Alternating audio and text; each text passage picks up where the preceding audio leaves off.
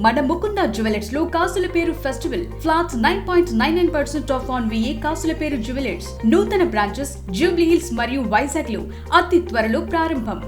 Yes Rohit, అయితే ఇద్దరికి కూడా చెరి సమానంగా అటు కాంగ్రెస్కి కావచ్చు ఇటు బీఆర్ఎస్కి కావచ్చు చెరి సమానంగా ఓట్లు అయితే వచ్చాయని చెప్పాలి. వాళ్ళ అభ్యర్థులు కూడా చెరి సమానంగా ఉన్నారు. సో ఇటు మొదట బీఆర్ఎస్కు సంబంధించిన అభ్యర్థులు 13 గెలిచిన తర్వాత అటు కాంగ్రెస్కు సంబంధించిన అభ్యర్థులు 12 మందితో పాటు సిపిఐఎంతో కలిసినటువంటి ఒక అభ్యర్థి 13 మంది అయ్యారు. అలాగే ఇటు ఇండిపెండెంట్ అభ్యర్థులు చెరొక ఇద్దరు కూడా గెలిచినటువంటి పరిస్థితులు ఉన్నాయి. సో అనంతరం ఇటు ఎక్స్ అఫీషియా మెంబర్స్ అటు ఎంపీ చామల కిరణ్ కుమార్ రెడ్డి గారితో పాటు అటు ఏదైతే జనగామ ఎమ్మెల్యేగా ఉన్నటువంటి పల్లా రాజేశ్వర రెడ్డి కూడా చెరొక ఓటేసినటువంటి పరిస్థితి ఉంది. సో అనంతరం ఇటు టై ద్వారా ఒక డ్రా ద్వారా లక్కీ డిప్ ద్వారా అయితే చైర్పర్సన్ని ఎన్నుకున్నటువంటి పరిస్థితి అయితే ఉంది. ఇటు భువనగిరి ఎంపీ చామల కిరణ్ కుమార్ రెడ్డి ఉన్నారు, మాట్లాడదాం.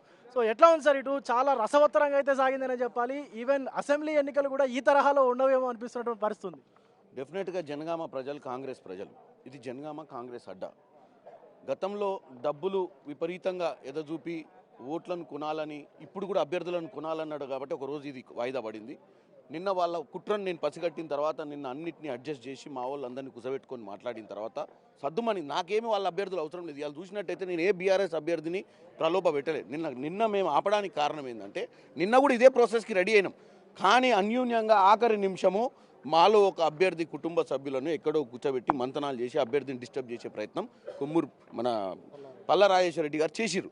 అది ఎప్పుడు తెలిసింది? లాస్ట్ మినిట్లో తెలిసింది. అంతేకాకుండా ఒక ఎఫ్ఐఆర్ కూడా ఫైల్ అయింది. ఆ ఎఫ్ఐఆర్ కూడా నిన్న వెరిఫికేషన్ అయిపోయింది. కాబట్టి ఎన్నికలు సజావుగా నడపాలనుకున్నాం. మా అభ్యర్థులు ఎవరో, ఆమె కూడా ఎవరైతే మంజులా ఉందో వాళ్ళకి దగ్గర కాబట్టి ఆమెతోటి ఏదో మాట్లాడడానికి ప్రయత్నం చేశారని మా మీద కేసు పెట్టమంటారు. ఇదంతా తప్పు. ఈరోజు ప్రజాస్వామ్యం గెలిచింది. భగవంతుడు ఇవాళ ఎవరికి ఓటు వేయించాలో వాళ్ళకి వేయించారు.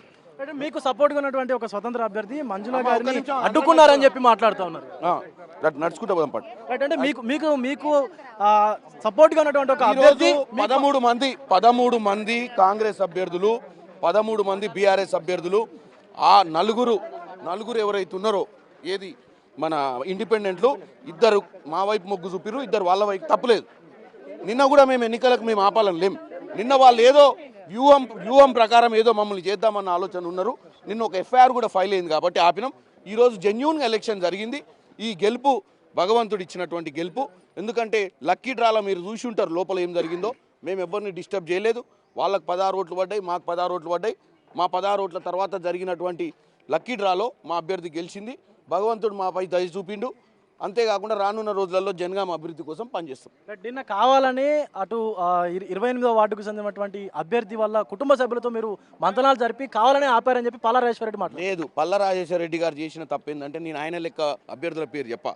ఆయన మా కాంగ్రెస్ సింబల్ మీద గెలిచిన ఇద్దరు అభ్యర్థులను ప్రలోభ పెట్టి వాళ్ళ కుటుంబ సభ్యులను తీసుకుపోయి ఎక్కడో కూర్చొని మంతనాలు చేయడం వల్లనే మేము నిన్న, అది కాకుండా ఒక ఎఫ్ఐఆర్ కూడా ఫైల్ అయింది.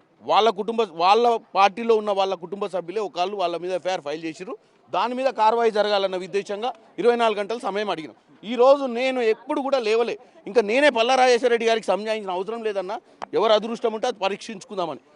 నీ అభ్యర్థులను నేను గుంజుకోవద్దు, నా అభ్యర్థులని నువ్వు గుంజుకోవద్దు. ప్రజాస్వామ్యంలో ప్రజలు తీర్పిచ్చిర్రు, తీర్పిచ్చిన విధంగానే ముందుకు పోదామని. ఎందుకంటే ఇలా ప్రజలు తీర్పిచ్చిన తర్వాత ప్రజలు తీర్పిచ్చిన ప్రకారమే ముందుకు పోవాలన్న ఆలోచనతో చేసినాం. కాబట్టి బ్రహ్మాండంగా మాకు ఆ ఆశీస్సులు ఉన్నాయి, ప్రజల ఆశీస్సులు ఉన్నాయి, భగవంతుల ఆశీస్సులు ఉన్నట్టు కూడా ఈరోజు తెలిసింది.